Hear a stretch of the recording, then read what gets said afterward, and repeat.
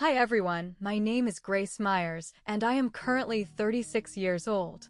Exactly 2 decades ago, my own mother and father forced me out of my childhood home and onto the streets simply because I got pregnant as a sophomore in high school.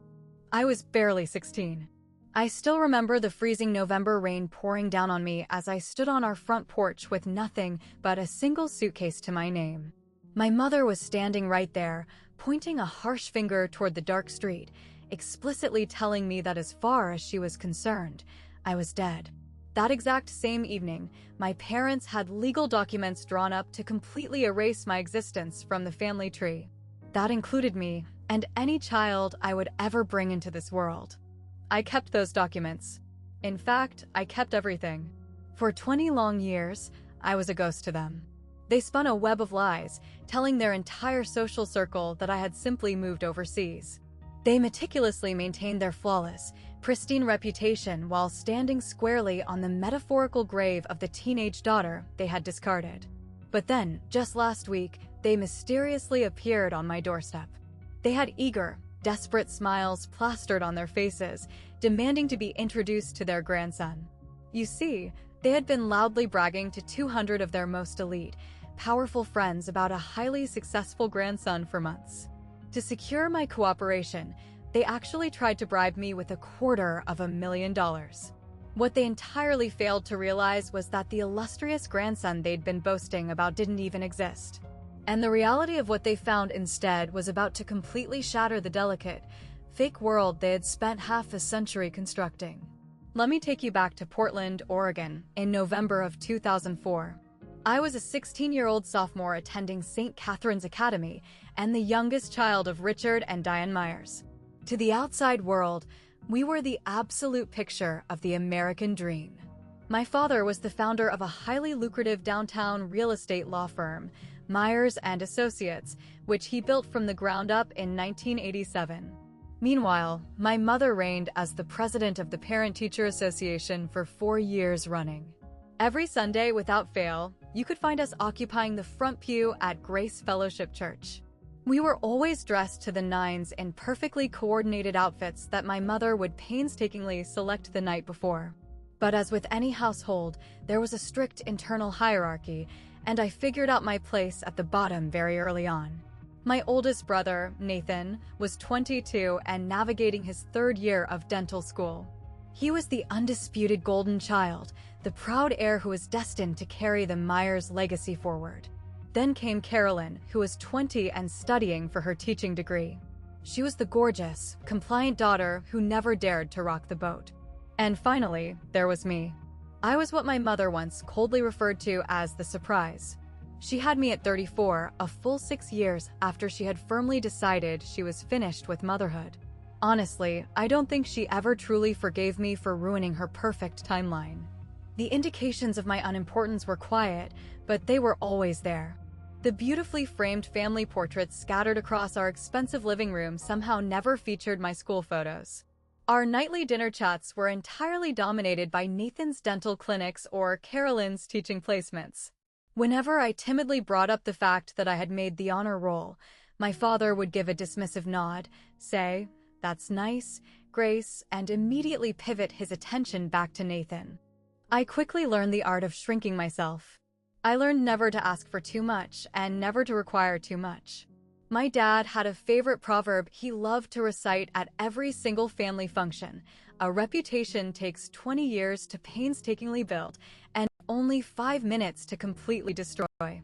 Little did I know how hauntingly accurate that phrase would become, or that I was destined to be the exact 5 minutes he was so terrified of. I first crossed paths with Marcus Webb at the local downtown public library. It might sound like an incredibly mundane place to meet someone, but for me, that library was my ultimate safe haven. It was the one building in the city where nobody was measuring me against the soaring successes of my brother and sister, or pressing me with impossible standards I was bound to fail. I hid out there 3 days a week. My official excuse was studying, but the truth was, I just needed a place where I could breathe normally. Marcus was a student at Jefferson High, which was the underfunded public school my elitist parents pretended wasn't even on the map. He was 17, worked afternoons at his uncle's messy auto repair garage, and possessed the warmest, most compassionate eyes I had ever looked into. He happened to stumble upon me sobbing quietly in the biography aisles one gloomy October afternoon. My mother had completely forgotten to pick me up from school for the third time that month. "Hey," he whispered gently, taking the seat directly opposite me. "Are you doing okay?" It hit me like a ton of bricks that nobody had bothered to ask me that question in a very long time. We ended up dating in total secrecy for 2 months.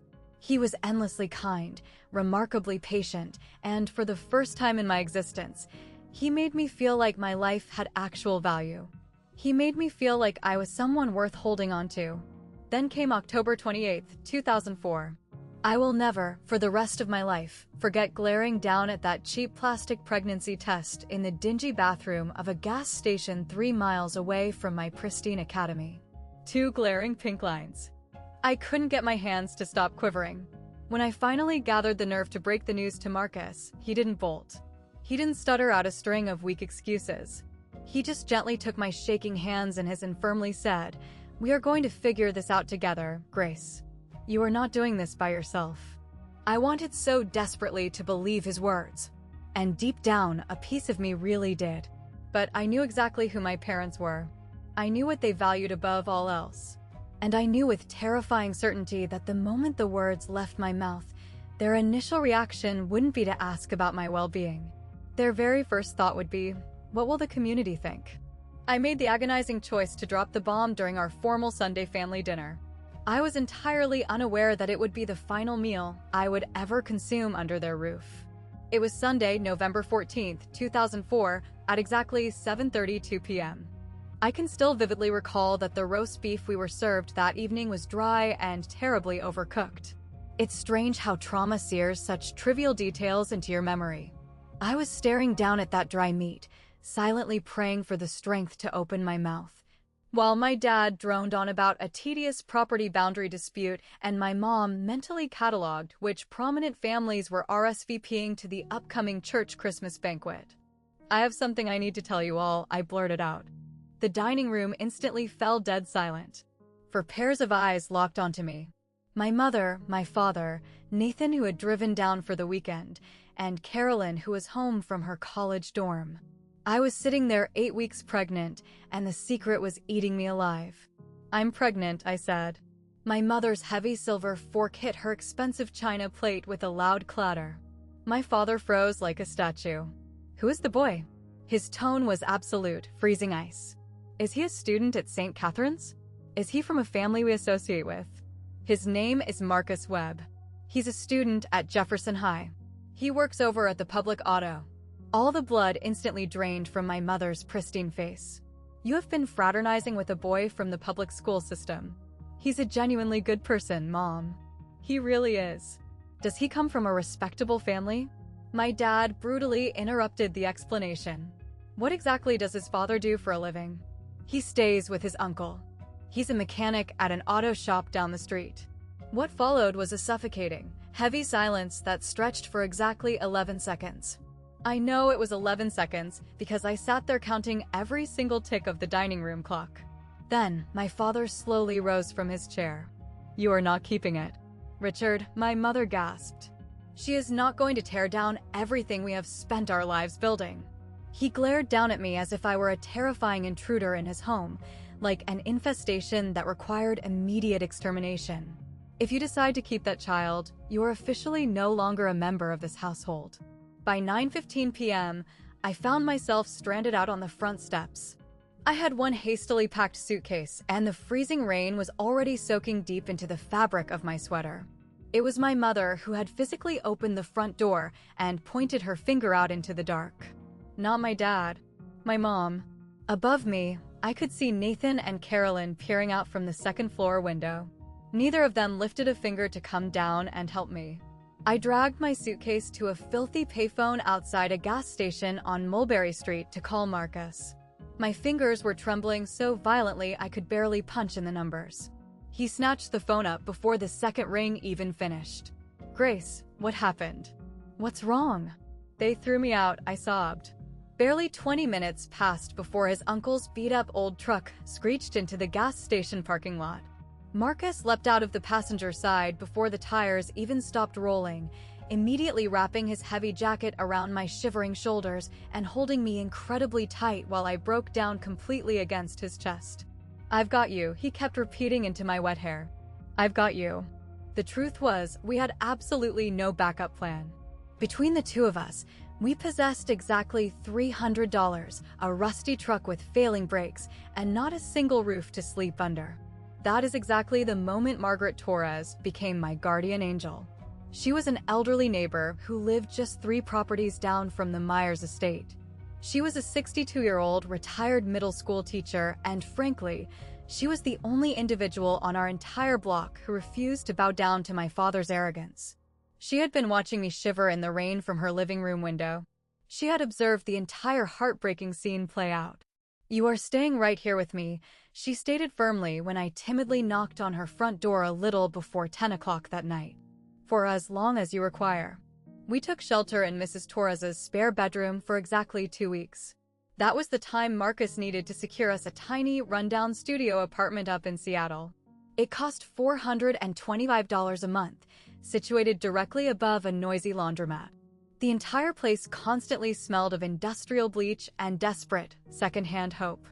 As for my parents, they literally had their private attorney draft up official disinheritance documents the very same night they threw me onto the street.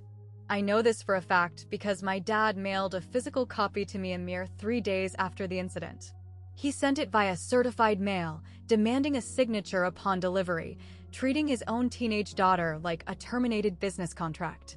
The icy legal jargon explicitly declared that Grace Elizabeth Myers permanently surrendered any and all rights to inheritance, and that the Myers family was officially absolved of any legal, financial, or moral obligation to her, or to any offspring she might produce. I held on to those cruel pages. I have kept them safely locked away for 20 long years. My beautiful daughter, Lily Grace Myers Webb, made her entrance into the world on July 6, 2005, at Harborview Medical Center up in Seattle. She weighed 7 pounds, 4 ounces. She had 10 perfect fingers, 10 perfect toes, Marcus's deep brown eyes, and my famously stubborn jawline. She entered the delivery room absolutely screaming her lungs out, and my first exhausted thought was, "That's right, baby, scream. Make sure they hear you. Don't you ever let anyone make you feel small." Our first 5 years as a family were an absolute blur of desperate survival. Marcus routinely pulled grueling double shifts at a mechanic's garage in Ballard. Meanwhile, I busted my dirt-poor teenage self to complete my GED and eventually started taking community college courses, juggling 2 classes at a time, whenever I could magically squeeze them into Lily's chaotic toddler schedule. We survived heavily on cheap ramen noodle packets and the complimentary stale bread we begged from the day-old basket at the corner bakery. I became an expert at sewing fabric patches over older patches, stretching every single dollar bill until it practically screamed for mercy. When Lily was born, I actually swallowed my pride and mailed my parents a formal birth announcement. I received absolute nothingness in return. When she turned 1, I mailed them a photograph of her blowing out a candle. Still, agonizing silence. By the time her 2nd birthday rolled around, I finally gave up the ghost. Marcus and I never actually tied the knot. We constantly promised each other that we would do it someday, whenever we finally scraped together enough cash for a beautiful, proper ceremony. But as life settled into a rhythm, someday just kept getting delayed. Then came the darkest day of my life, March 15, 2010. A massive commercial delivery truck blew through a solid red light on Aurora Avenue. Marcus was just driving home from a grueling night shift at the shop. The somber police officer who knocked on my apartment door gently told me that my love had died instantly on impact. He was only 26 years old. Our daughter Lily was only 4. The basic life insurance policy Marcus was enrolled in through his employer paid out a meager $12,000. That was the entirety of it. $12,000 in exchange for 26 years of a genuinely wonderful man's life. Suddenly, I was a 22-year-old grieving widow in all but name, a single mother to a little girl, holding a tiny check and possessing absolutely nobody in the world to call for help. I easily could have thrown in the towel right then and there. but I refused to. Before Marcus passed, I had started dabbling in minor interior design gigs. I would help decorate tiny apartments for friendly neighbors who couldn't afford real professionals, and I occasionally staged empty houses for local real estate agents who were kind enough to take a gamble on a broke young mom with zero formal credentials. Word around town was that I possessed a natural eye for the craft. People claimed I had a unique talent for transforming cramped, depressing spaces into warm homes. After I buried Marcus, I hurled my entire soul into that business like my very survival depended on it, because it absolutely did. Fast forward to 2012. I crossed paths with a woman named Eleanor Vance during a specialized design seminar at Seattle Central College. She was 52, having just stepped down as the creative director of a massive, prestigious design firm, and she was hunting for a new passion project.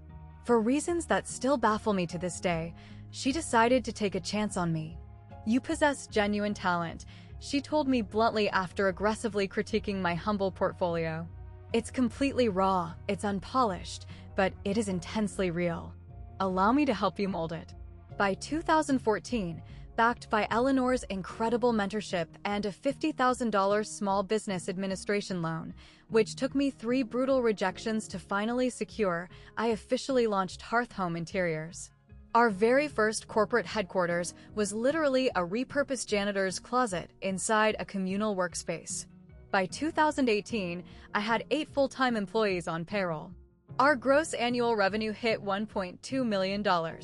By 2022, Seattle Met magazine published a massive feature profile on my life. The dramatic headline read, "From teen mom to design CEO, Grace Myers' story." The assigned journalist shadowed me for 3 full days, digging deep into my personal journey. We discussed my terrifying teenage pregnancy, the reality of being discarded by my own blood, the shattering loss of Marcus, and the grueling climb to build an empire out of sheer dust. I poured my heart out to her, but I intentionally omitted one crucial detail: my parents' exact names.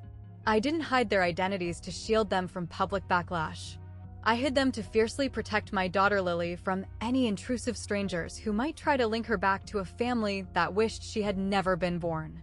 By 2024, my company boasted 22 employees and pulled in $4.2 million in revenue. I now sat in a stunning corner office with sweeping views of Capitol Hill.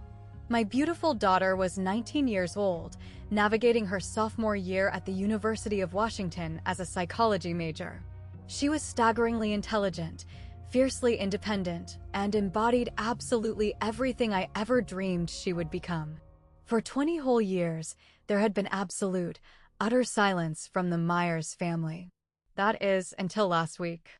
It was Tuesday, November 5th, 2024, at exactly 6:47 p.m. I had just pulled into my driveway after wrapping up a massive consultation with a high-profile tech executive who was gut-renovating her stunning waterfront mansion on Mercer Island. It was an incredibly lucrative contract valued at $800,000. My brain was still buzzing, rapidly sorting through premium fabric swatches and custom lighting fixtures. But the moment I turned my car onto my quiet residential street, my heart slammed into my throat. Parked dead center in front of my home was a sleek, black Mercedes-Benz S-Class, sporting Oregon license plates. I threw my car into park and just sat there frozen for a solid 60 seconds, my knuckles turning white as I gripped the steering wheel. I was staring at 2 overly familiar figures awkwardly lingering on my front porch. The man's hair had turned completely silver, his once proud shoulders now slightly hunched. The woman beside him still maintained that terrifyingly rigid, unyielding posture. Looking at her instantly brought back the memory of her exhausting, paranoid vigilance against anything that dared to stain her picture-perfect reality. It was Richard and Diane Myers, my parents. I had not laid eyes on them in 2 decades. My initial instinct was to throw the car in reverse, speed off to a luxury hotel, call my daughter, and completely pretend this nightmare wasn't happening. But then I reminded myself who I was. I was 36 years old. I was the CEO of a multi-million-dollar corporation. I had constructed a beautiful, unshakable life entirely without their help. I refused to run away like a scared child. I slowly exited my vehicle and marched confidently up my driveway. My father was the first to break the silence. "Grace, you look." His voice trailed off as his eyes darted up and down, taking in my high-end designer coat, my expensive leather briefcase, and the gorgeous facade of my home. "Well, what exactly are you doing on my property?" I demanded coldly. My mother eagerly stepped forward. Her pristine face carried deeper wrinkles now, and her hair was dyed a meticulously maintained ash blonde that somehow made her look older. "We know all about your son, Grace. We are fully aware that you have a boy." I just blinked at her in sheer bewilderment. "We would very much like to formally meet him," my dad quickly interjected. "We think it's time we reconnect and heal as a family." The utter, staggering absurdity of their request almost forced a laugh out of my throat. 2 decades of agonizing silence. 2 decades of actively pretending I was a ghost. And here they were, trespassing on my property, demanding access to a grandson they had never once tried to support. A grandson who, factually, did not even exist. Against my better judgment, I unlocked the door and allowed them inside. To this day, I still question why I did it. Perhaps a morbid part of my soul desperately needed to hear exactly what 20 years of radio silence had finally culminated in. My dad settled onto my plush living room sofa, his eyes immediately darting around the space as if he were appraising a commercial real estate listing. He analyzed the rich hardwood floors, the expensive custom-built shelving units, and the pricey original paintings hanging on my walls. Meanwhile, my mom perched herself rigidly on the very edge of an armchair, her manicured hands neatly folded in her lap, her spine straight as a metal rod. "This is about your anniversary, isn't it?" I asked flatly. "That is the real reason you tracked me down. The big 50-year milestone."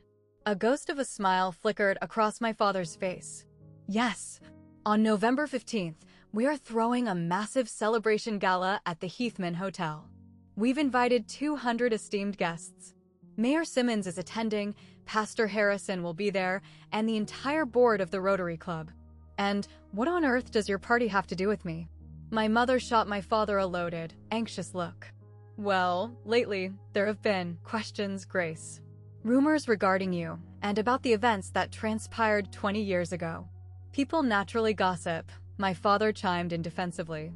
"A few of the older circle members remembered that we originally had 3 children. They have been aggressively inquiring about your whereabouts. We have always maintained the narrative that you relocated abroad to build a life. But in recent months, the prying has become incredibly persistent." "Let me guess," I said, folding my arms. "You desperately need me to make a cameo appearance. You need a prop to prove to your country club friends that the glorious Myers dynasty is unified and perfect. We specifically need your son," my mother declared, her tones suddenly hardening into a demand. "We have spent months telling our friends all about him. About our brilliant, thriving grandson. He absolutely needs to be at that gala to represent the shining next generation of the Myers lineage." The energy in my living room flatlined. "Who on earth told you I gave birth to a son?" "We read that magazine profile," my father stated, waving a dismissive hand in the air. "The big piece in the Seattle magazine. It briefly mentioned your child, and it highlighted your wildly successful design firm. You have honestly done much better for yourself than we ever anticipated. Better than we expected." He said it as if my existence was a homework assignment he was begrudgingly grading. As if my horrific trauma was just a test I miraculously managed to pass. "And what happens if I refuse your generous invitation?" My dad's jaw instantly locked. "Grace, I strongly advise you not to make this unnecessarily difficult." Without missing a beat, he popped open the brass latches of his expensive leather briefcase, reached inside, and slid a pre-signed blank check onto my glass coffee table.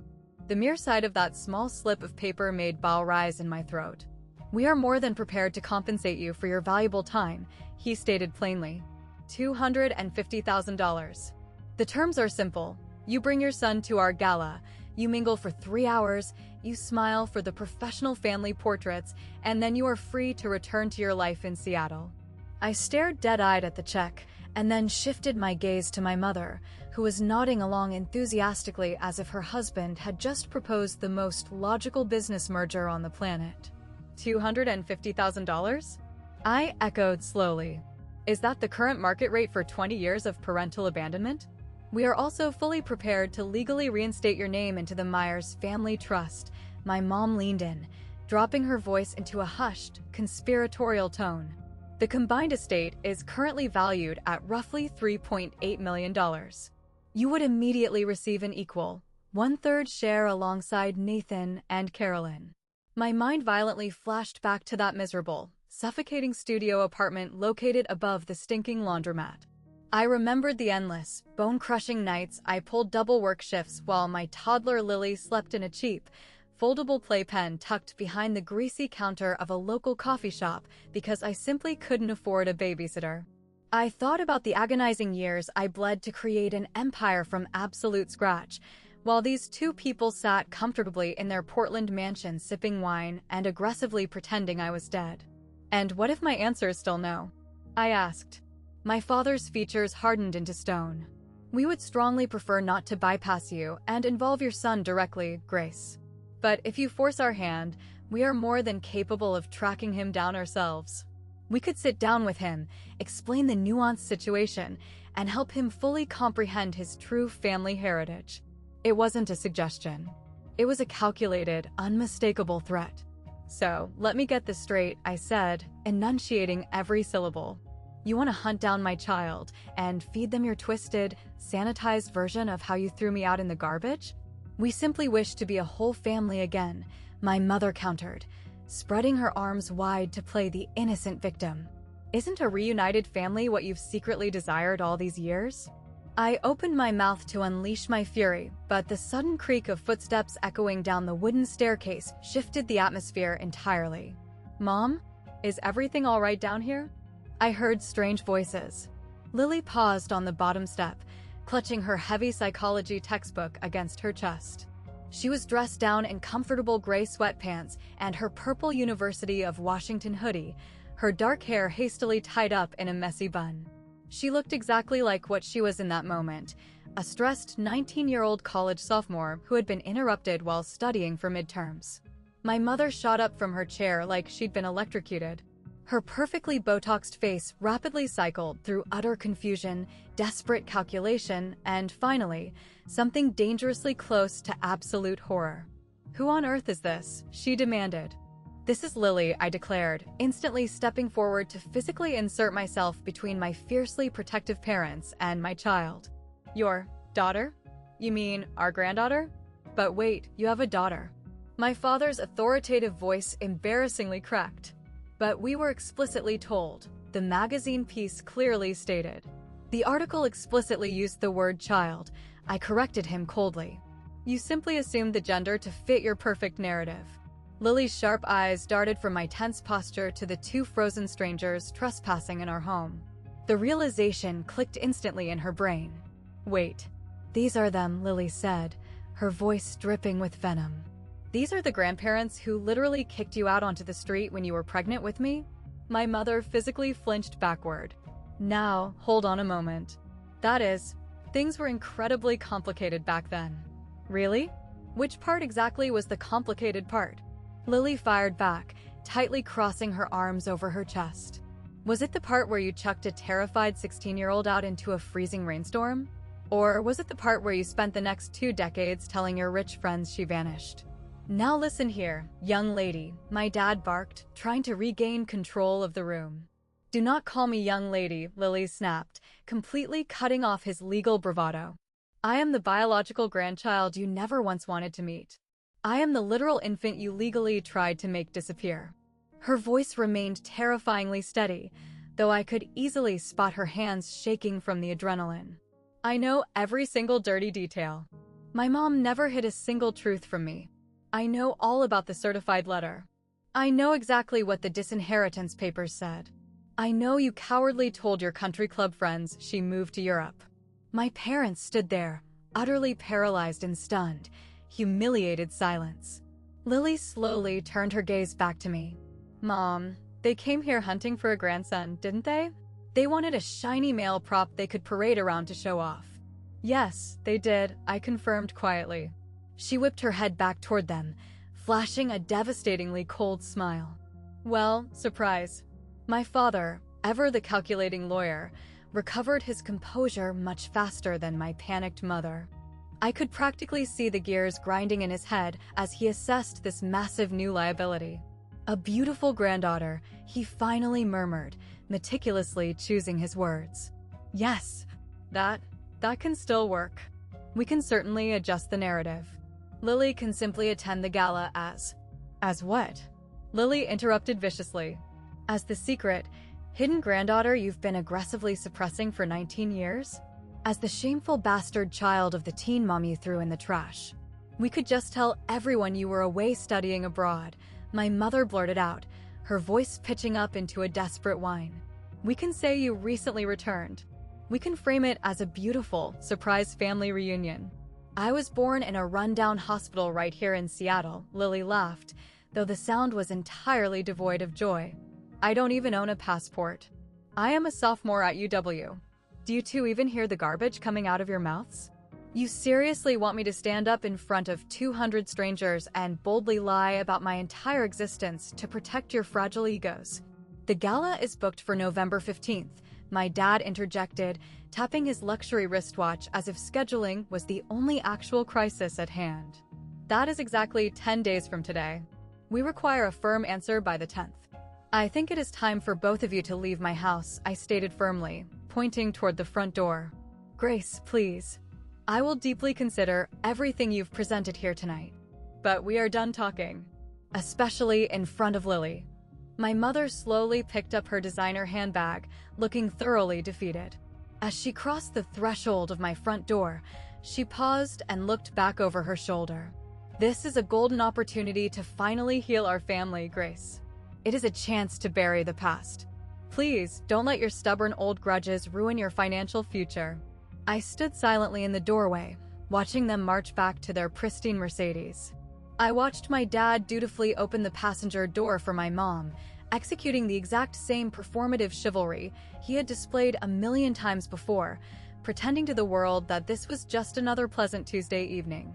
Once the black car vanished around the corner, Lily finally exhaled.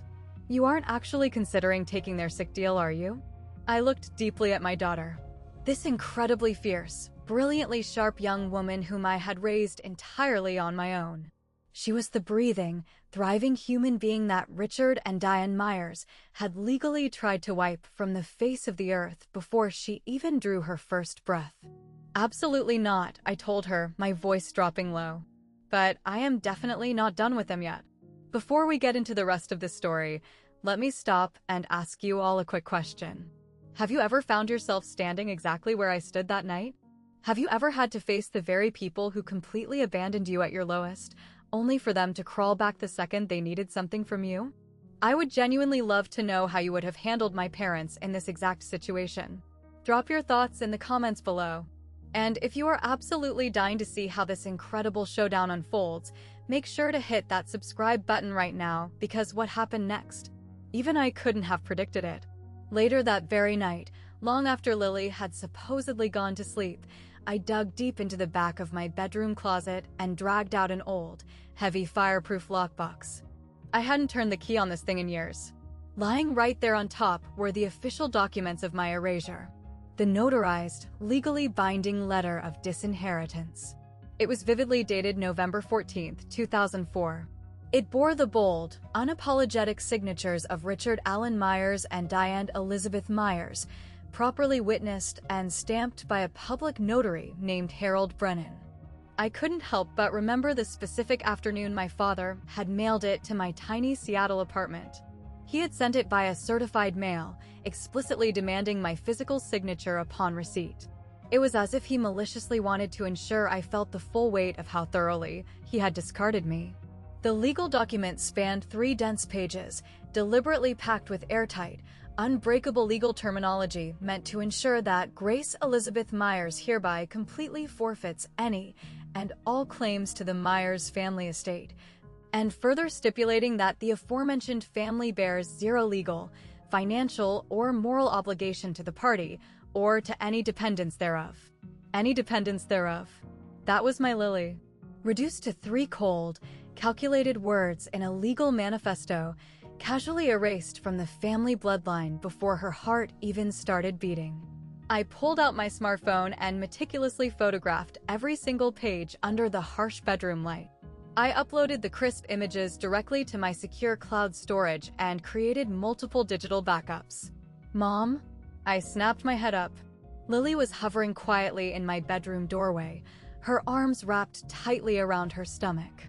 "I couldn't fall asleep either," she admitted softly.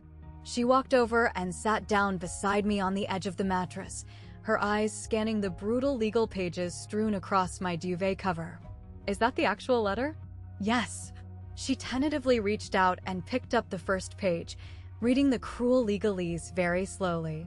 By the time she reached the bottom signature, her eyes were shimmering with furious tears that she stubbornly refused to let fall. "They genuinely did it," she whispered, her voice cracking. "They really just amputated you from their lives like you were a disease." "They did. So, what are you going to do with all this evidence?" I looked at my brave daughter and then down at the terrifying physical proof of 20 years of calculated, malicious cruelty resting between us. "I honestly don't know the exact plan yet," I confessed. "But whatever I decide to do, I promise you they will never be allowed to pretend anymore." Lily slowly nodded her head, a familiar, stubborn glint appearing in her eyes. "I think I might have an idea."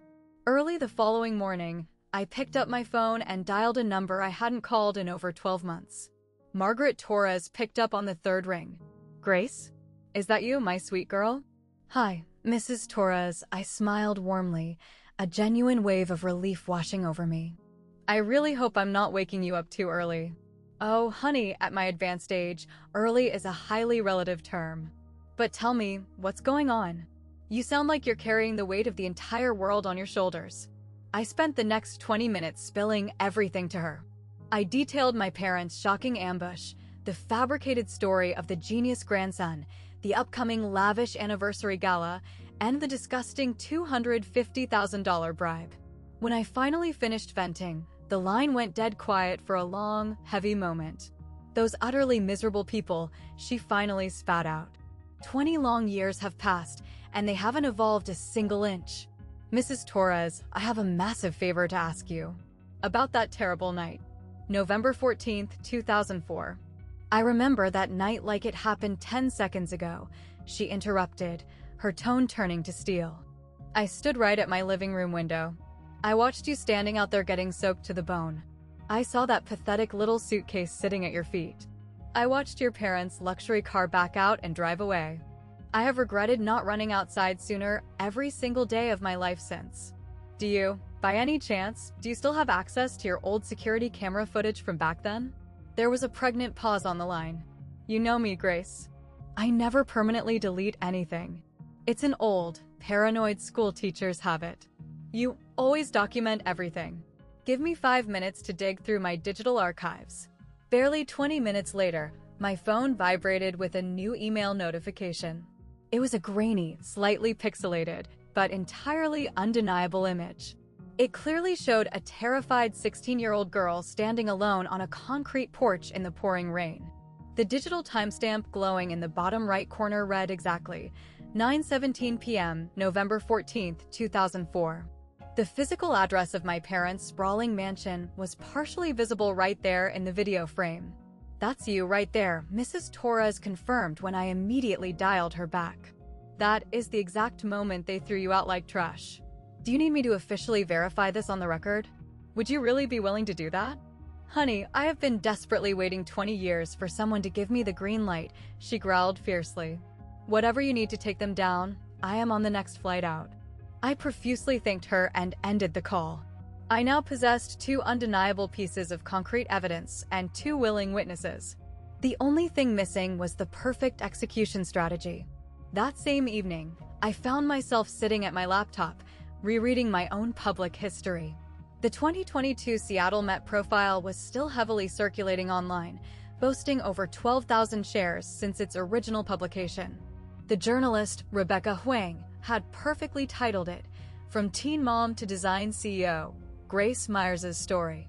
It was a beautifully written, 2,500-word deep dive into sheer loss, unbreakable resilience, and the brutal reality of constructing an empire on the ashes of everything you once trusted.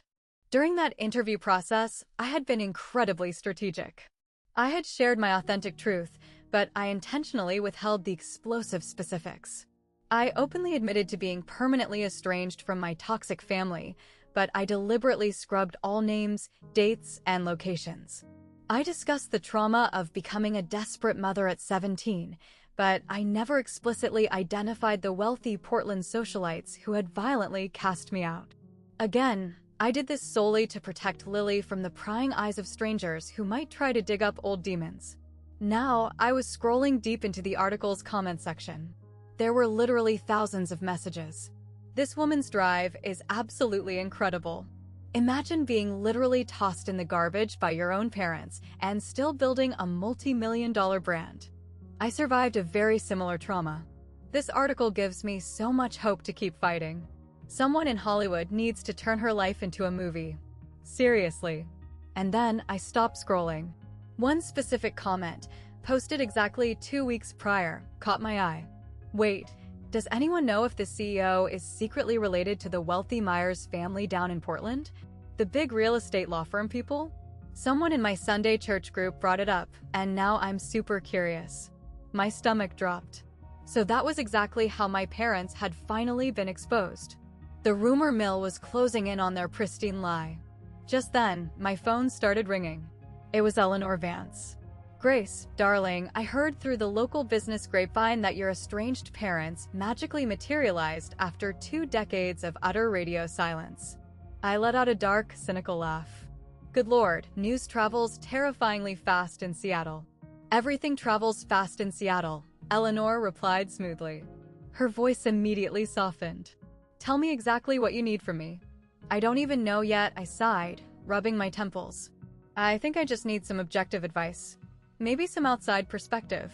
What I know to be objectively true, Eleanor stated with absolute conviction, is that you have spent the last 20 years fiercely proving your worth entirely without their help.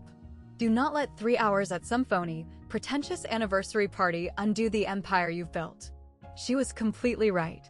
But the truth was, my mind was already scheming far beyond surviving a measly 3-hour cocktail party. On Thursday, November 7th, 2024, at exactly 3:42 p.m., my phone lit up with an unfamiliar Oregon area code. I very nearly let it ring out to voicemail. Grace? It's Nathan. I literally stopped breathing. I had not heard my older brother's voice in 20 long years. It sounded significantly deeper now, heavily weathered by time and stress.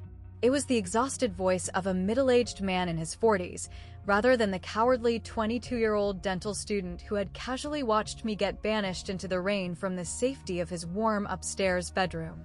Nathan, I replied coldly. I know, he stammered nervously. I know I have absolutely zero right to be calling your personal number. I know you have every justifiable reason to hang up on me right now. But I desperately need you to hear some critical information before whatever happens next. Then start talking. It's about the grandson lie, he confessed, letting out a ragged sigh. That whole psychotic narrative about you raising a genius son, that originated entirely from Mom. She stumbled upon that Seattle Met article a couple of years back. But she didn't read the details thoroughly. She just skimmed the words child and successful business, and her twisted brain constructed this entire elaborate fantasy about you raising a boy who turned out to be some hotshot entrepreneur. She literally invented a fake grandson out of thin air to brag to her church group and her Rotary Club friends. She built an entire, massive lie about this brilliant young man carrying on the glorious Myers name. Nathan's voice began to break over the line. And Dad? He just blindly went along with the scam. They have literally been dining out on the prestige of your completely imaginary son for months. I tightly squeezed my eyes shut. Even after 2 full decades, my parents' boundless capacity for pathological delusion still managed to leave me breathless. Why exactly are you calling to tell me this now? I asked. Because I was a pathetic coward, Grace. 20 years ago, I should have marched down those stairs. I should have stood between you and Dad. I should have. He choked on his words, breathing heavily into the receiver. Carolyn and I have agonized over that night for years. We were entirely in the wrong. We have always been in the wrong. And right now, I desperately want to try and make it right. Whatever that actually looks like. Nathan took a shaky breath. Regarding the anniversary gala, Carolyn and I are absolutely going to be in attendance. If you decide to show your face in that ballroom, I promise you to God, you will not be standing alone. I honestly didn't have a response prepared for that level of unexpected loyalty. Nathan stayed on the phone with me for nearly an hour. He vented about the suffocating, unwritten laws of surviving as a child in the Myers household. The crushing expectations, the endless performative perfection, the terrifying way our parents wielded their affection like a loaded weapon, freely granting it to those who bowed down and ruthlessly withdrawing it from anyone who dared to step out of line. Carolyn has 2 little kids now, he murmured. They're 8 and 11. She lives in constant, paralyzing terror that they might grow up the exact same way we did. Constantly walking on eggshells, perpetually terrified that they will never measure up to the family standard. Why didn't you ever try to call me? In 20 years. A painful silence stretched across the line. I almost did. About 5 years ago. I managed to track down your office number through your firm's corporate website. I physically dialed the digits at least a dozen times. His voice dropped to a shameful whisper. And every single time, I slammed the phone down before it could even connect. Because I knew that the second I heard your voice, I would be forced to verbally admit exactly what I allowed them to do to you. And I just wasn't strong enough. So, what changed your mind today? Watching them drive up to your actual house, demanding access to a grandson that doesn't even exist. Watching them arrogantly try to buy you off like you're nothing more than a cheap prop for their anniversary photo op. Nathan exhaled a long, heavy breath. It finally made me realize that if I don't speak up right now, I never will. And I will have to spend the rest of my miserable life knowing that I completely failed you twice. I let my mind wander back to the big brother I used to adore. The sweet teenager who would secretly play Monopoly with me when our parents were out rubbing elbows at their charity galas. The patient older boy who spent an entire weekend teaching me how to ride a bicycle on the back lawn. There is one more crucial detail you need to know, Nathan quickly added. About the gala. There is going to be a highly publicized Family Unity segment that is scheduled to be broadcast live on the church's official Facebook page. It was Pastor Harrison's brilliant idea. A massive public display of family values for the entire congregation to witness. A live stream. 200 elite, influential witnesses physically in the room, and absolutely no telling how many thousands more watching from their screens at home. Thank you for tipping me off, Nathan. What exactly are you planning to do, Grace? I'm not entirely sure yet, I replied softly. But the picture is starting to become incredibly clear. The very next morning, Friday, November 8th, at exactly 10:14 a.m., my father bypassed the pleasantries and called my cell phone directly. Grace, the clock is ticking, he barked into the receiver. The gala is exactly 1 week away. $250,000 and full legal reinstatement into the family trust. That is my absolute final offer. I had a very interesting chat with Nathan, I replied evenly. Dead silence on his end. He filled me in on the spectacular grandson fairy tale you've been aggressively peddling to the entire town. I continued, my voice ice cold. The entire narrative you fabricated simply because you couldn't be bothered to actually read the magazine article properly. Now, that isn't entirely, we merely embellished a few minor details. You completely hallucinated an entire human being, Dad.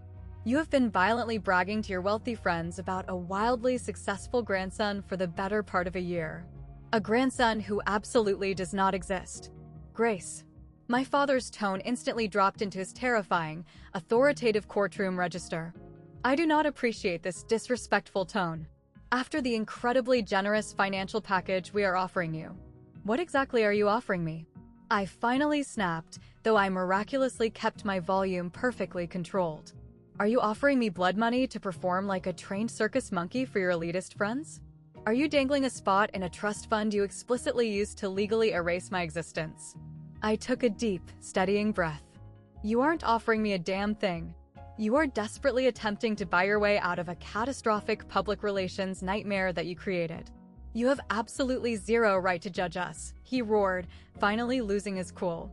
You are the one who actively destroyed this family's reputation. You are the one who brought unimaginable shame into our household. I was a 16-year-old child. I was terrified, I was pregnant, and I desperately needed my parents. My knuckles turned totally white as I gripped the phone. And you literally tossed me out into the garbage, and then you spent the next 20 years looking your friends in the eye and pretending I died. Listen to me very carefully, Grace. If you do not show up to this party, you will permanently lose any future opportunity to ever be a part of this family again. You promised me that exact same thing 20 years ago, I said softly. And do you want to know the truth? I managed to build a far more beautiful life without you than I ever could have achieved trapped under your roof. We shall see about that, he sneered and violently slammed the phone down. I sat alone in my luxurious corner office, my heart absolutely hammering against my ribs, my mind racing 1,000,000 miles a minute. 1 week left.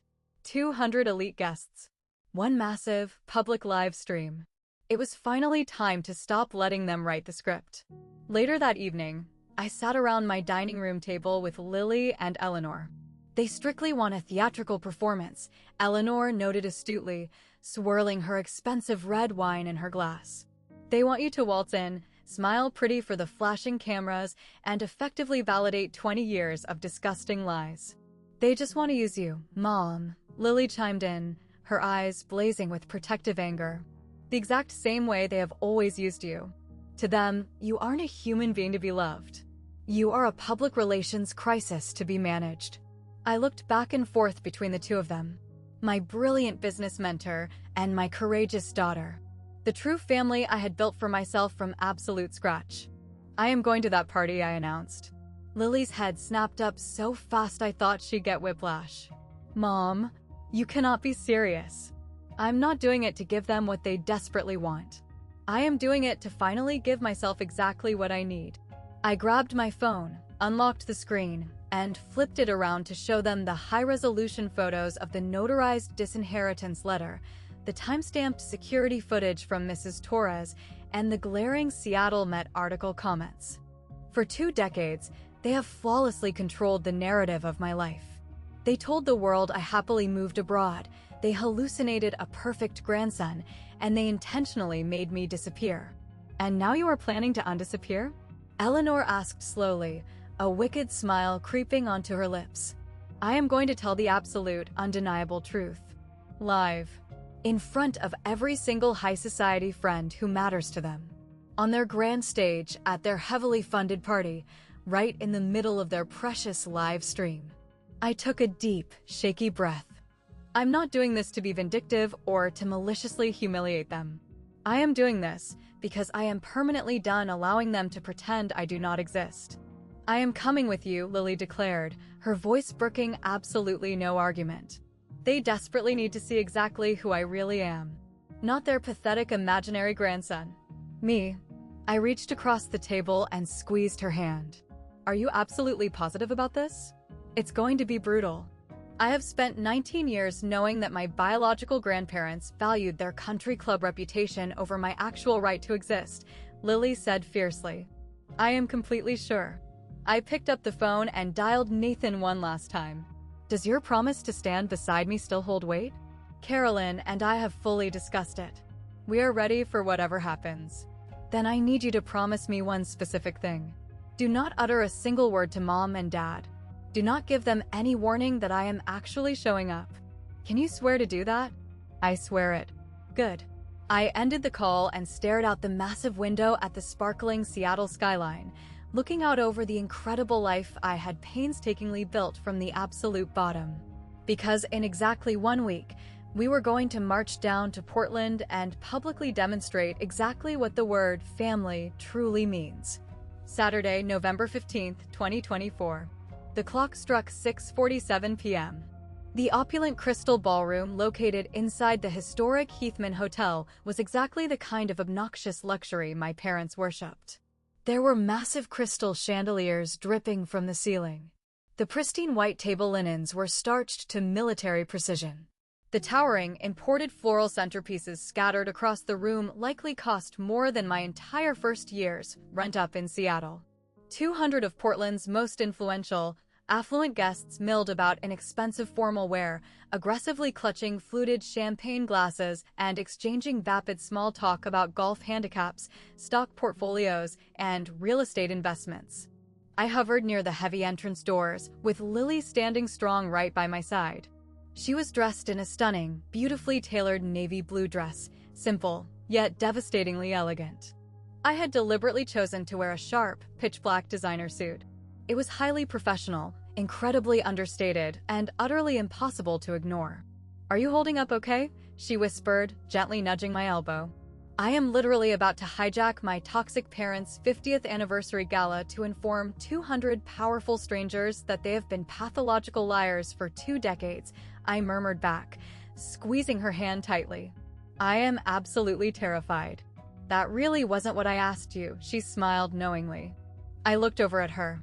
This brilliant, unbreakable young woman who had grown up fully aware that her own grandparents had legally tried to erase her from existence, and who had somehow managed to forge her own unshakable strength from that very trauma instead of letting it destroy her. "Yeah," I finally breathed out. "I am okay." We confidently stepped through the grand doors. The massive room was strategically arranged to face a raised wooden platform at the far end, which was obviously where my parents were scheduled to deliver their grand, self-congratulatory speeches. A professional camera crew was actively buzzing around the stage, fine-tuning the broadcast equipment for the Grace Fellowship Church live stream. I could clearly see the bright red Facebook Live icon actively blinking on the main monitor. And there they stood, Richard and Diane Myers, basking in the glowing center of the raised platform, completely surrounded by fawning well-wishers. My mother was wrapped in a breathtaking champagne-colored silk gown. My father looked sharp in a custom-tailored navy tuxedo. They were both absolutely radiating the smug, untouchable confidence of people who firmly believed they had successfully outsmarted the universe. They hadn't spotted us yet. The ballroom was far too chaotic, and the crowd's attention was aggressively fixated on the golden couple. But slowly, inevitably, heads near the back began to turn. A wealthy woman standing near the coat check loudly whispered to her husband, "Wait, is that who I think it is?" "That's the daughter from that magazine article," someone else hissed. The frantic whispering began to spread rapidly through the ballroom, moving through the crowd like ripples in a disturbed pond. And then, my mother casually glanced up. My father had literally just tapped the microphone and launched into his grand monologue. 50 beautiful years of marriage has taught me one indisputable truth: family is everything. Diane and I have proudly built our entire existence around that sacred principle. Our wonderful children, our dedicated community, our unwavering faith. His booming voice echoed cleanly across the massive ballroom, perfectly amplified by the sound system and faithfully captured by the live stream camera feeds. Looking at the small preview monitor mounted near the stage, I could see the Facebook Live comment section furiously scrolling with adoring praise. "What a beautiful couple. God bless the Myers family." Such an absolute inspiration to us all. My mother's eyes locked onto mine. Her glittering champagne smile instantly froze into a horrifying rictus. I watched her manicured hand violently clamp down onto my father's tuxedo sleeve. He instinctively followed her terrified gaze and immediately stopped speaking right in the middle of a syllable. The entire room began to catch on. 200 heads swiveled toward the back doors. The frantic whispers were rapidly swelling into a dull roar. A man standing near the buffet table said, loudly enough for half the room to hear, "That's Richard's youngest daughter." I thought they said she was living over in Europe. My father, relying on 50 years of corporate survival instincts, desperately tried to recover the sinking ship. As I was just saying, family has always. I didn't wait. I simply started walking directly down the center aisle, making a beeline for the stage. The massive crowd instinctively parted ways for me. It wasn't some overly dramatic movie scene, but people naturally stepped backward, sensing the raw, electric tension that was about to detonate. Lily matched my stride perfectly, her chin held incredibly high, her steps completely unwavering. Out of the corner of my eye, I saw Nathan suddenly step out from the edge of the crowd. Carolyn immediately appeared right beside him. True to their word, they made zero effort to intercept me or slow me down. They simply stood their ground and watched history unfold. Grace, my father's voice boomed awkwardly through the massive speakers, completely strained and panicky. What an unexpected surprise. We honestly weren't expecting you to. I didn't let him finish the sentence. I marched directly up the 3 carpeted steps onto the platform. The professional live stream camera immediately swiveled to track my movement. I could physically feel the weight of 200 pairs of eyes burning into my skin, combined with God knows how many thousands actively watching from their computer screens at home. "Hello, Dad," I said calmly. Before he could even process my proximity, I smoothly reached out and plucked the microphone straight from his trembling grip. "Hello, everyone," I announced clearly, my voice instantly filling the stunned ballroom. "My name is Grace Myers. For those of you in attendance who do not recognize me, and I know for a fact that many of you don't, I am Richard and Diane's youngest daughter." I let the words hang in the air for a brutal second. I am the specific daughter they proudly told all of you moved away to Europe 20 years ago. The absolute silence in that massive ballroom was deafening. You could have heard a pin drop on the carpet. "The truth is, I never went to Europe," I continued, my tone completely steady. "Exactly 20 years ago tomorrow, on November 14th, 2004, my loving parents discovered that I was pregnant at 16 years old. That very same night, they physically threw me out of their house into the freezing rain. They immediately had their corporate attorney draft up ruthless legal paperwork to formally disown me. They looked me dead in the eye and told me I was dead to them." Someone near the front row let out an audible, horrified gasp. Out of the corner of my eye, I could see the church's live stream comment section absolutely exploding. The text bubbles were flying up the screen far faster than any human brain could possibly read them. "They lied to every single one of you. They told their friends, their church, and their colleagues that I had gone abroad to study. And for 2 straight decades, they actively pretended that I simply did not exist." I reached into my sleek black designer bag and pulled out the crisp, neatly folded, notarized document.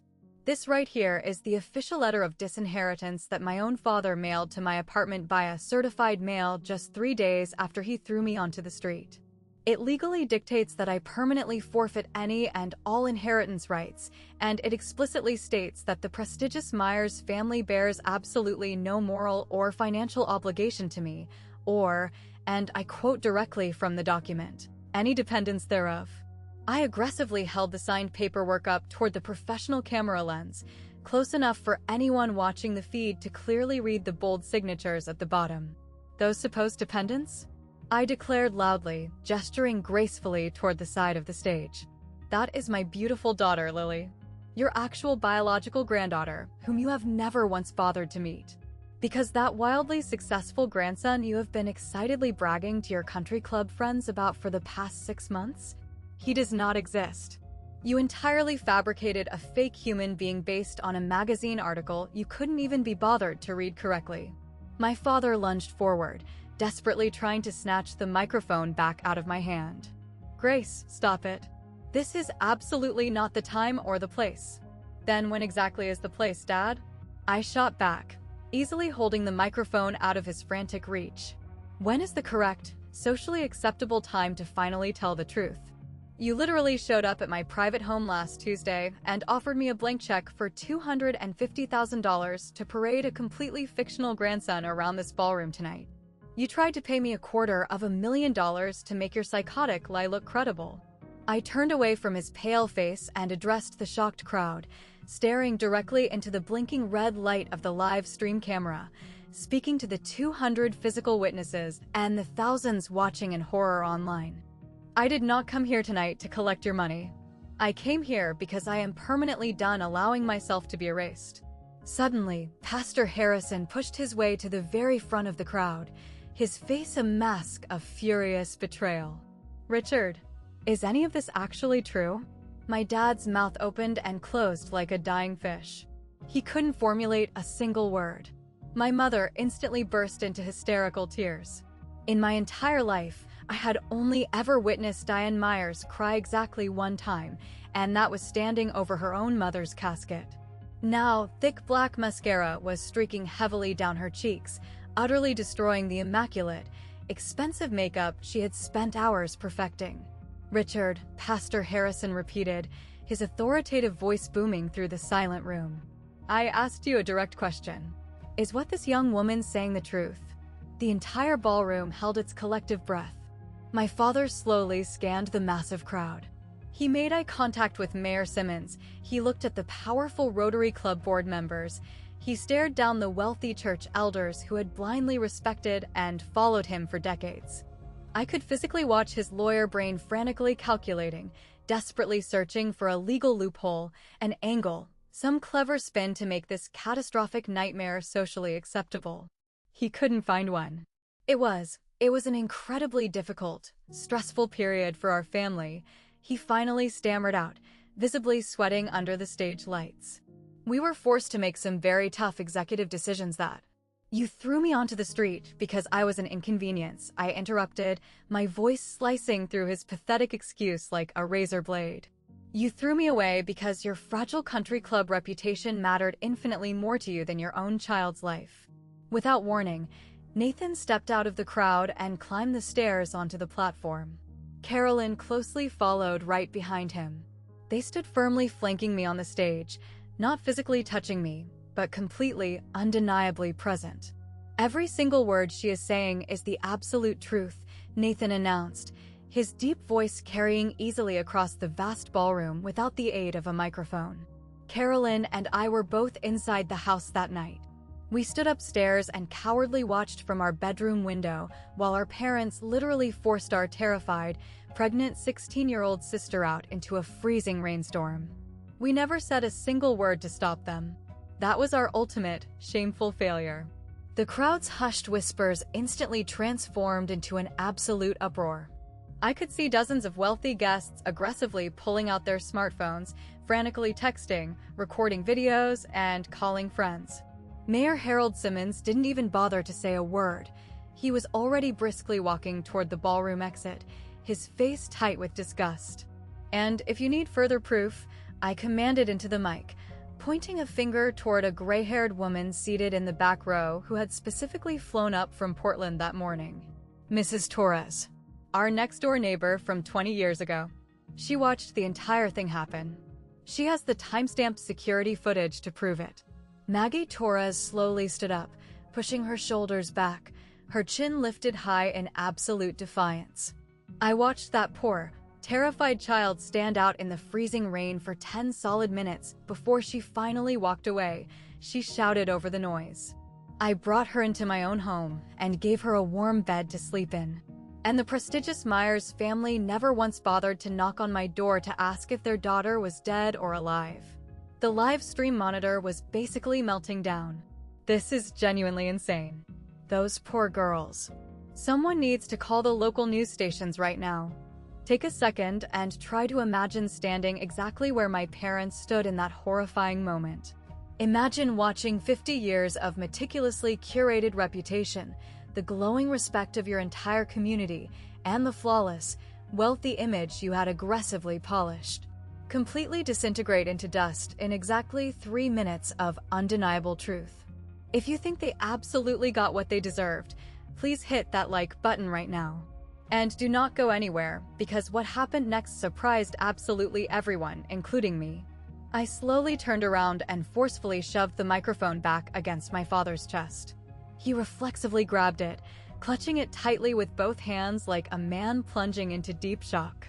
"I did not come here tonight to maliciously destroy your lives," I said, dropping my voice low enough so that only the people standing on the platform could hear me. "I merely came here to stop being invisible." Then, I spun back around to face the roaring crowd, projecting my voice as loud as I possibly could over the chaos. "I am not standing here asking for your pity or your charity. I absolutely do not need it. 2 decades ago, I was tossed into the gutter with absolutely nothing to my name. Today, I am the sole owner and CEO of a wildly successful interior design corporation up in Seattle. I have 22 incredible employees, and we generate over $4 million in annual revenue. My brilliant daughter is currently a sophomore at the University of Washington. We painstakingly built our beautiful lives with absolutely zero help from the Myers estate. I turned my head and stared directly down the barrel of the live stream camera. I am not standing on this stage seeking revenge. I am standing here tonight because my parents actually tried to aggressively buy my absolute silence last week. They offered me $250,000 to smile and pretend their psychotic lies were reality. I am here because they finally deserve to face the true, public consequences of their horrific actions. Not safely hidden away behind closed doors, but right out in the open, in front of the exact community they value infinitely more than their own flesh and blood. Lily bravely stepped forward, climbing the final step onto the stage, and tightly grabbed my free hand. "My name is Lily," she announced directly into the microphone, her voice ringing out clear and strong. "I am the biological granddaughter that they never wanted to exist. I am 19 years old. I have spent my entire life fully aware that my grandparents explicitly chose their country club reputation over my mother's safety and, by extension, over my life." She turned her head and glared directly into Richard and Diane's terrified, pale faces. "You both could have actually known me. You could have been there to watch me grow up. You could have been sitting in the audience at my elementary school plays. You could have come to my birthday parties. You could have cheered for me at my high school graduation." Her voice momentarily cracked with raw emotion, but she quickly steadied herself. "But you actively chose not to. And now? You do not get to stand here and pretend for 1 second that the distance between us was ever our fault." Lily shoved the microphone back into my dad's chest and immediately spun on her heel, marching confidently off the raised platform. I followed right behind her. Behind our backs, the pristine crystal ballroom had completely devolved into absolute, unprecedented chaos. Just as we reached the heavy mahogany exit doors, I stopped, turned back one final time, and let my voice slice through the deafening noise. "One more thing," I shouted. "I am absolutely not going to sue you. I am never going to contest your precious will, and I am certainly never going to demand a single cent of your money. Those cruel disinheritance papers you signed 20 years ago? I am keeping them securely locked away as a permanent, glaring reminder of exactly who you people truly are, not as a legal weapon." My dad's head snapped up, a flash of utter confusion crossing his ruined face. His lawyer brain had entirely anticipated a brutal, drawn-out legal battle, massive financial demands, and a messy lawsuit. "But you both need to understand this," I warned, my tone deadly serious. "If you ever dare to spread another lie about me or my child again, if you ever try to secretly contact Lily without her explicit, written consent, or if you try to spin some pathetic new PR narrative about us to your country club friends to save face, I swear to God, I will immediately release every single piece of evidence I own to the public press. I have the signed disinheritance letter. I have the timestamped security footage. I have multiple witnesses." I nodded respectfully toward the back row. "And as of tonight, I have 200 wealthy witnesses to this exact conversation." Eleanor Vance suddenly materialized out of the frantic crowd, appearing right at my elbow. "Are you ready to go, darling?" "Yes." As we pushed open the heavy ballroom doors and marched out into the lobby, I could clearly hear Pastor Harrison's booming voice echoing behind us. "Richard, Diane, I strongly suggest we step into a private room and have a very serious discussion right now." Lily squeezed my hand incredibly tight as we finally stepped outside into the crisp, freezing November evening. The Portland air felt astonishingly cold and clean in my lungs. And for the absolute first time in 20 long years, I felt like I could finally take a full breath. "Mom," her voice was incredibly small, almost fragile. "Did we actually do the right thing in there?" I paused, thinking back to the terrified 16-year-old Grace who had stood sobbing in the freezing rain, clutching a cheap suitcase, carrying a baby she was utterly unprepared for. I thought about the grueling, agonizing years of surviving, of grinding, of desperately fighting tooth and nail to evolve into a woman worth respecting. We told the absolute truth. I finally told her. We established an unbreakable boundary. We finally forced them to face the brutal consequences of their own malicious choices. I pulled her into a massive, crushing hug right there on the sidewalk. That is not petty revenge, baby. That is pure justice. So, what exactly happens now? I looked up into the dark, glittering night sky. Now we finally go home. The catastrophic fallout from the gala began within mere hours. By midnight, the explosive Facebook live stream clip had been downloaded and shared 847 times. By the time the sun came up the next morning, that exact number had tripled. Some clever internet user had ripped the footage, titled it, "Fierce CEO Exposes Toxic Parents 20-Year Lie Live at Their 50th Anniversary Gala," and uploaded the entire thing straight to YouTube. It racked up an astonishing 40,000 views within its first 24 hours online. Exactly 47 affluent guests had physically walked out of the ballroom within 30 minutes of my dramatic departure. I learned this highly satisfying detail directly from Nathan, who called my cell phone early Sunday morning to deliver a comprehensive damage report. Mayor Simmons literally marched out of the hotel without even saying goodbye to Dad, Nathan reported, sounding almost giddy. Mrs. Patterson from the elite church board was right on his heels. And remember the Hendersons? The obscenely rich couple who owns that massive chain of auto dealerships? They actually chased me down in the lobby to formally apologize to me on their way out. They apologized for blindly accepting Mom and Dad's lies and never once questioning where you actually went. By Sunday afternoon, a very brief, carefully worded item popped up in the Portland Herald newspaper. The headline read, "Local prominent attorney's anniversary gala ends in shocking family revelation." The journalist had kept the actual article aggressively neutral, but the online comment section was an absolute bloodbath. I literally sit next to these miserable people in church every Sunday. I am sick to my stomach. I had absolutely no idea. Richard Myers actually drafted my family's estate will last year. What kind of monster literally throws his own pregnant teenager into the garbage? Anyone who watched that unhinged live stream video is never, ever going to look at the Myers family the same way again. By Monday morning, Richard Myers was formally forced to resign from his prestigious position as a leading elder at Grace Fellowship Church. The Sunday Bulletin vaguely cited deeply personal family reasons, but absolutely everyone in town knew the real story. By Wednesday afternoon, the influential Rotary Club board publicly announced they would be strictly reviewing their internal membership criteria at the upcoming executive meeting. Richard's specific name was heavily implied. And through all of this absolute chaos, I was sitting peacefully in my Seattle corner office, calmly replying to a massive influx of emails from highly eager potential clients. 7 massive new design inquiries flooded my inbox within that first week alone. These were incredibly wealthy people who had originally read the Seattle Met profile 2 years prior and had suddenly connected the dots to the viral anniversary video blowing up their social media feeds. Some brutal fallouts destroy your life. Others magically clarify it. Mine miraculously managed to do both. The following Thursday morning, a reporter from the Seattle Met called my direct line.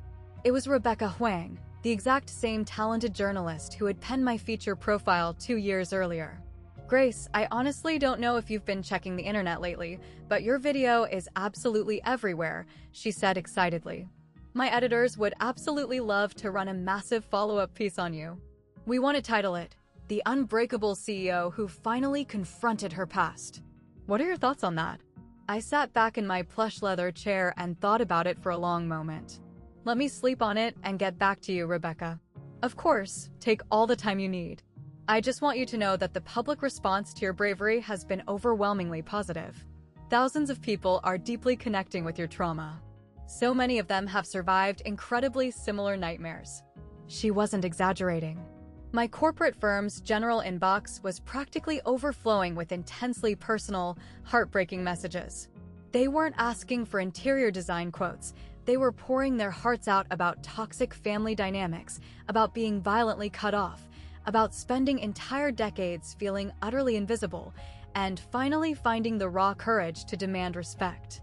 "Your incredible video gave me the strength to finally call my estranged brother for the first time in 12 years. I am a struggling teen mom right now, and you honestly gave me a reason to keep fighting. Thank you so much for proving to the world that massive success is the absolute best revenge against the people who tried to break you." That Saturday, I personally bought plane tickets to fly Nathan, Carolyn, and their families up to Seattle for their very first visit to my home in 20 years. We all crowded into my cozy living room, The exact same room where our parents had disgustingly tried to purchase my silence just 2 weeks prior, and we just sat there talking and crying for 6 straight hours. Nathan painfully detailed the crushing years of survivor's guilt that had eaten him alive. Carolyn absolutely broke down, sobbing the second she finally hugged Lily for the very first time. Their sweet children, my biological niece and nephew, ages 8 and 11, happily ran around playing tag in my backyard, while us adults sat inside and desperately tried to build a sturdy bridge out of 20 years of rusted wreckage. "I am so deeply sorry, Grace," Nathan cried, burying his face in his hands. "I know words aren't enough. I know a pathetic apology doesn't magically erase 20 years of hell." "No, it absolutely doesn't," I agreed gently, handing him a tissue. "But it is a genuine start." Lily stood quietly in the kitchen doorway, watching the entire scene unfold. This incredible young woman who had navigated her entire childhood without an ounce of extended family support was finally getting a glimpse of what it looked like to actually have one. It was terribly imperfect, wildly complicated, but beautifully real. Exactly 1 week after the catastrophic party, my cell phone buzzed. It was an Oregon number. It was my mother, Grace. Her voice was weak, trembling, and smaller than I had ever heard it in my entire life. "I am absolutely not calling to offer you an apology," she whispered brokenly. "Because I honestly don't even know how someone begins to apologize for the evil things we did to you." "Then why exactly are you calling my phone?" A long, agonizing silence stretched across the line. I watched the video, the live stream footage. I have sat in my living room and rewatched it 11 times. Another heavy pause. "I just keep staring at your beautiful face when you're speaking into the microphone, desperately trying to find the little girl I used to know. The sweet daughter that I literally locked out in the freezing rain. I refused to say a single word to bail her out. Your father is." She trailed off, her voice thick with tears. "He is really not doing well, Grace. The church asked him to leave. The Rotary Club is pushing him out. His corporate colleagues won't return his calls. Every single person in this city is looking at him completely differently now. He honestly doesn't know how to survive this. I did not do what I did to maliciously punish him. Or you." "I know," she sobbed openly now. "I finally know that. You did it because you desperately needed to stop pretending. You did it because we cruelly left you absolutely no other choice. Why did you call me today, Mom?" The longest, heaviest silence of the entire conversation hung between us. "Because I just desperately wanted to hear your voice," she finally admitted, completely shattered. "Because I haven't heard my daughter speak to me in 20 years, and watching that video made me suddenly realize that I might actually never, ever hear it again." She let out an agonizing gasp. "Because my own beautiful granddaughter stood up on a stage in front of 200 people and boldly declared that she has spent 19 years knowing we wished she was dead. And hearing that, it made me feel like I couldn't breathe." I slowly closed my eyes, leaning my head back against my office wall. "I am absolutely not ready to forgive you," I stated firmly. "And, honestly, I might never be. But I am not going to hang up the phone on you right now either. That is infinitely more mercy than I deserve," she wept. "Yes, it absolutely is." We stayed on the open line together for another 60 seconds, completely silent, just listening to each other breathe. And then she softly whispered goodbye. She didn't arrogantly beg for a second chance. She didn't aggressively demand anything from me. Maybe that tiny sliver of humility was actual progress. Or maybe it was just the brutal first step on a painfully long road to nowhere. Thanksgiving Day, 2024. My massive wooden dining table, the exact same table I had proudly purchased 3 years ago at a cheap estate sale and painstakingly sanded and refinished with my own 2 hands, was fully set to seat 12 people. It had never been this incredibly full in my entire life. Lily sat proudly at my right hand. Eleanor Vance, my beloved mentor, sat at my left. Mrs. Torres, who had happily hopped on a quick flight up from Portland yet again, was busy teaching my young nephew how to expertly fold his cloth napkins into the shape of little swans. Nathan was enthusiastically carving the massive roasted turkey at the head of the table, while his lovely wife arranged the steaming side dishes. Carolyn's two daughters were playfully bickering over who got the supreme honor of lighting the table candles. My parents were obviously not there. We had nowhere near reached that level of healing. And honestly, maybe we never ever would. But looking around that chaotic, joyful dining room, a profound realization washed over my soul. I had wasted 20 years of my life miserably mourning the loss of a biological family that had never genuinely wanted me. And now, looking around, I was completely surrounded by incredible people who had actively chosen to sit at my table. People who desperately wanted to know me. Not a sanitized, perfect version of me. Not a shiny trophy to boost their social status. Just me. Lily gently tapped her glass and stood up to deliver a toast. I actually wrote something down for Mom, she smiled, pulling a crumpled piece of notebook paper from her pocket. When I was a little girl, I used to constantly ask her why I didn't have big, loving grandparents like all the other kids at school had. Mom always told me the absolute truth. She told me that they had made a very specific choice, and she promised me that their choice had absolutely nothing to do with my worth. She looked down the table directly into my tear-filled eyes. It took me a lot of years to truly comprehend what that meant. But I completely understand it now. And I know deep in my bones that everything I have today, and absolutely everything I am, is solely because you refused to let their cowardly choice define our lives. She raised her sparkling cider glass high in the air. To the beautiful family we painstakingly build from the ground up. Not the one we merely happen to be born into. Every single person at the table raised their glasses and drank. Much later that night, long after the heavy plates were cleared away and my loud, happy guests had scattered themselves throughout my home sipping hot coffee, I stood alone staring out the kitchen window into the dark. Lily quietly padded into the room and leaned against the counter beside me. "Are you doing okay?" she asked softly. I looked at my incredible daughter, and then I looked around at this massive, beautiful, chaotic life I had miraculously assembled from the burned ashes of everything I once mistakenly thought I needed to survive.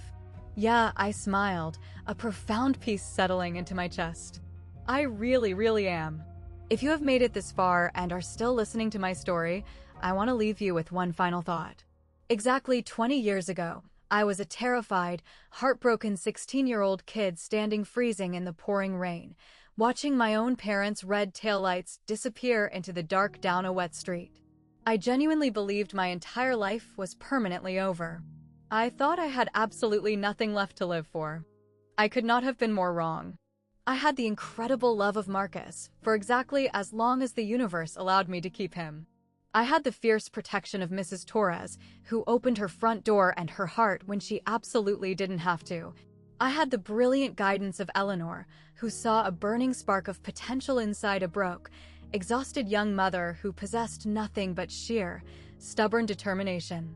I had my beautiful Lily, who grew up fully aware of the brutal truth and actively chose to become a fierce warrior instead of a bitter victim. And eventually, after years of grueling work, I finally had myself. The powerful, uncompromising version of Grace who permanently stopped asking toxic people for their permission to simply exist.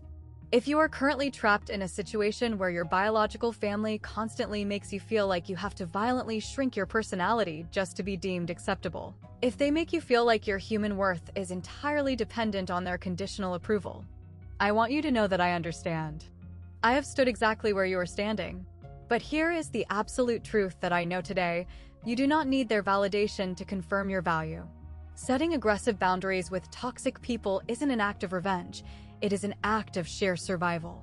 And sometimes, the family you actively build with your own two hands ends up being a million times stronger than the bloodline you were born into. My parents still haven't offered me a genuine apology. Not a real one anyway. Richard has barely spoken a complete sentence to anyone since the night of the gala. Diane occasionally calls my phone, and I only answer when I have the emotional bandwidth to deal with it. Nathan, Carolyn, and I are actively trying our best to build a relationship. We are all trying. But I am absolutely not putting my life on hold waiting for my parents to magically evolve. I am far too busy living my amazing life. The exact life I built. The specific life I bled for. The life that belongs 100%, entirely and unapologetically to me. This isn't a fairy tale happy ending. It's a real ending. And the beautiful thing about real endings is that they don't require polite applause or a perfect bow. They just require the absolute truth. Thank you so much for taking the time to listen to my story today. If these words meant something to you, or if they made you feel even a tiny bit less alone in the dark, please share this video with someone who might need to hear it. Don't forget to like, subscribe, and check the description box below for even more empowering stories exactly like this one. Keep fighting for your peace, because every single one of you deserves to be truly seen.